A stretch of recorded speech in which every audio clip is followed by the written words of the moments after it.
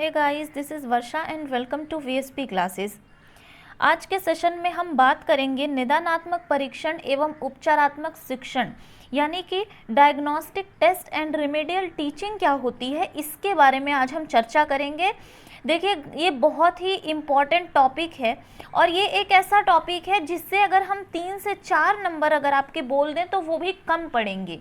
क्यों कम पड़ेंगे? क्योंकि देखिए, निदानात्मक परीक्षण और उपचारात्मक शिक्षण जो होता है ये ऐसा नहीं है कि सिर्फ हिंदी पेडागोजी में आएगी, बल्कि ये मैथ्स पेडागोजी, ईवीएस पेडागोजी, ठीक है, हिंदी पेडागोजी, सीडीपी की जो पेडागोजी आती है उसमें भी ये आती है, ठीक है। और अगर हम बात करें एसएसटी पेडागोजी, उसमें भी आपकी पूछी जाएगी।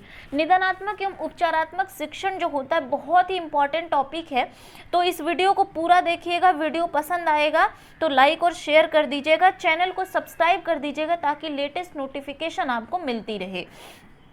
और दोस्तों, ये ऐसा टॉपिक है जो आपको हर एक टीचिंग एग्जाम्स में पूछा जाएगा आपसे, चाहे आपने UP TET, C TET, DSSB, KVS, REET, NVS या फिर किसी भी स्टेट का टेट का फॉर्म आप भरेंगे, उसमें आपको ये diagnostic test and remedial teaching से 1 या 2 नंबर के क्वेश्चन जरूर पूछे जाएंगे।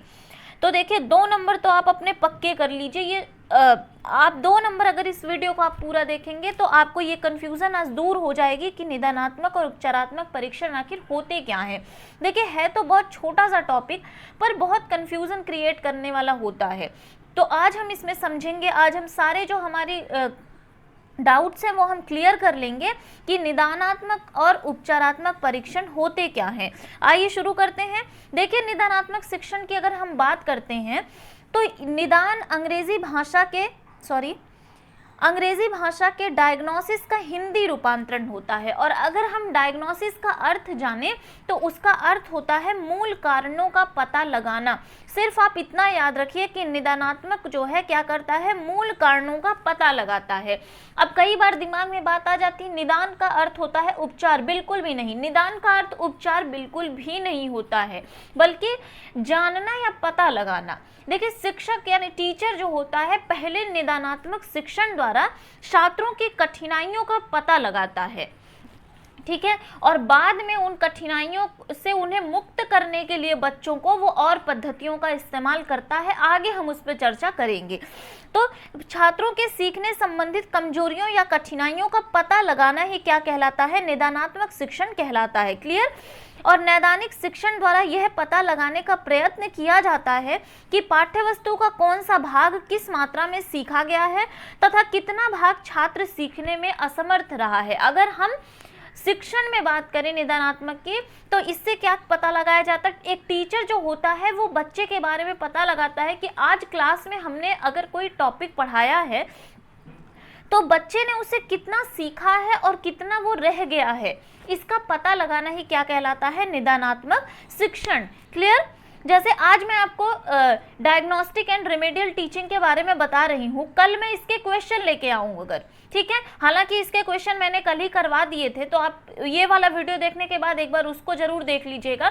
तो उस क्वेश्चन के माध्यम से मैं समझ पाऊंगी कि आपने चीज़ों को कितना सीखा है और कहाँ आपको दिक्कत आ रही है, ठीक है। यही सेम प्रोसेस होता है निदानात्मक शिक्षण में एक टीचर के साथ। क्लियर? आइए देखिए, इमेज के द्वारा समझते हैं। एक छोटा सा बच्चा है, ठीक है, इसके पेट में प्रॉब्लम है, पेट में दर्द हो रहा है, कुछ भी हो रहा है, ठीक है। तो ये क्या कर रहा है, डॉक्टर के पास गया है। अब डॉक्टर क्या कर रहा है, अपना मशीन निकाल के इसके यहाँ रख रहा है और पूछ रहा है कि आपको, ऐसा नहीं है कि आते ही डॉक्टर ने इसको इंजेक्शन लगा दिया, मेडिसिन प्रोवाइड करा दी, ऐसा बिल्कुल भी नहीं है, बल्कि डॉक्टर क्या कर रहा है, सबसे पहले इसके कारणों का पता लगा रहा है। यानी अगर बच्चे का पेट दर्द हो रहा है तो वो क्यों दर्द हो रहा है, और यही कारणों का पता लगाना ही क्या कहलाता है, निदानात्मक शिक्षण या निदानात्मक परीक्षण कहलाता है। क्लियर? देखिए, यहाँ पे दिया गया है, निदान परीक्षण व्यक्ति की जांच करने के पश्चात किसी एक या एक से अधिक क्षेत्रों में छात्र की विशेषताओं एवं कमियों को व्यक्त करता है। बिल्कुल। और निदानात्मक, देखिए, ये बहुत ही कंफ्यूजन क्रिएट कर देता है। निदानात्मक की जगह कभी कभी आपको विश्लेषणात्मक परीक्षण दे दिया जाता है तो हम कंफ्यूज हो जाते हैं कि हमने तो निदानात्मक पढ़ा था या फिर डायग्नोस्टिक पढ़ा था, ये क्या आ गया।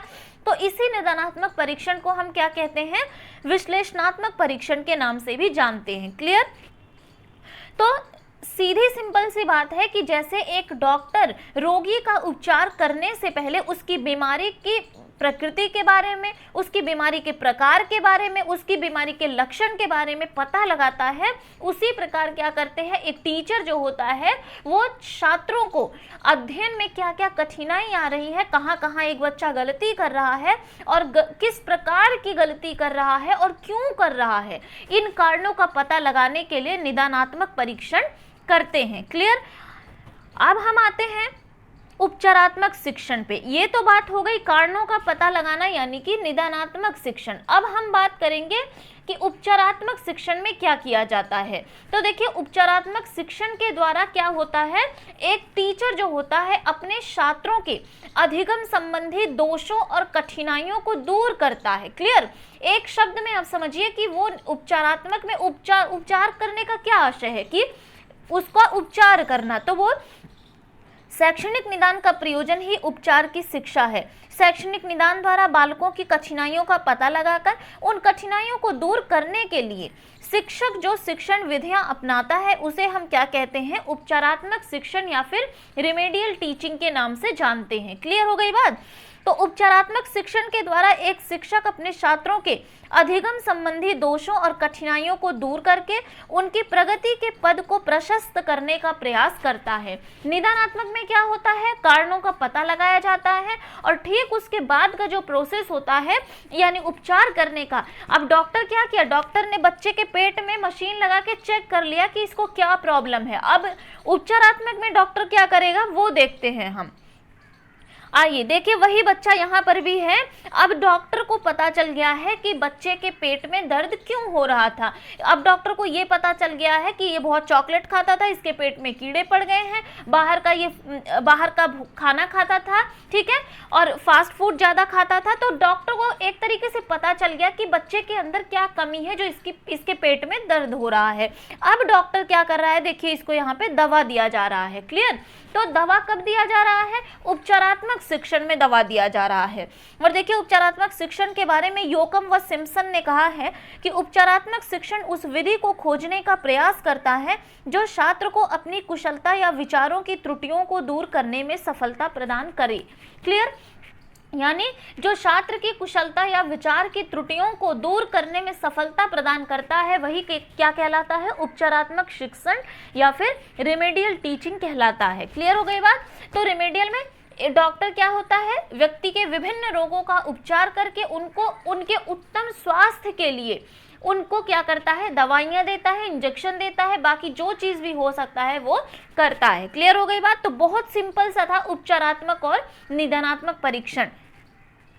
अब हम बात कर लेते हैं उपचारात्मक शिक्षण के सिद्धांत।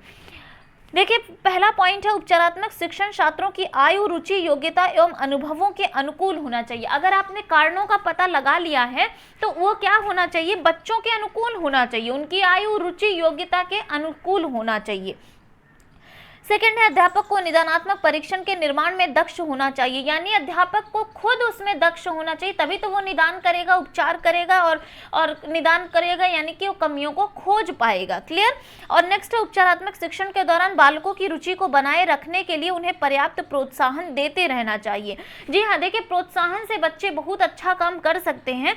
तो अगर आप उपचार कर रहे हैं, कठिनाइयों का कारणों का पता लग गया है, अब आप क्या कर रहे हैं, उसका उपचार कर रहे हैं, तो आप बीच बीच में उनको प्रोत्साहित भी करते रहिए, तो बच्चे क्या करेंगे, उनकी रुचि जो होगी वो बनी रहेगी।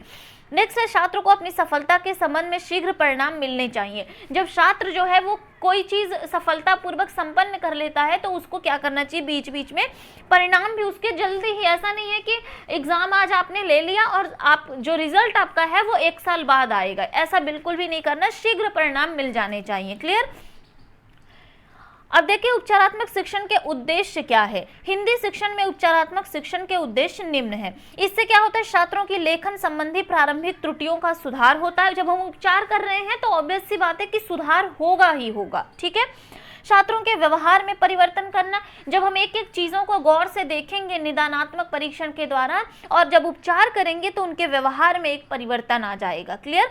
पाठ्य पुस्तकों के आधार पर छात्रों की योग्यताओं में वृद्धि हो जाती है, छात्रों में आत्मविश्वास की भावना जागृत हो जाती है, छात्रों के मानसिक तनाव के कारण शिक्षण कार्य होने वाले अवरोध को दूर करना। जब हम बच्चे का उपचार करते हैं तो उनके मस्तिष्क में एक जो मानसिक तनाव बना रहता है वो दूर हो जाता है। क्लियर। अब है निदानात्मक एवं उपचारात्मक शिक्षण का महत्व क्या है, यानी क्यों करते हैं हम निदानात्मक एवं उपचारात्मक शिक्षण। तो देखिए, आधुनिक शिक्षा में निदानात्मक एवं उपचारात्मक शिक्षण एक नवीन प्रयोग है और इससे उन बालकों को विशेष लाभ होता है जो किन्हीं कारणों से सीखने की क्रिया में पिछड़ जाते हैं। बहुत अच्छी बात यहाँ पे कही गई है।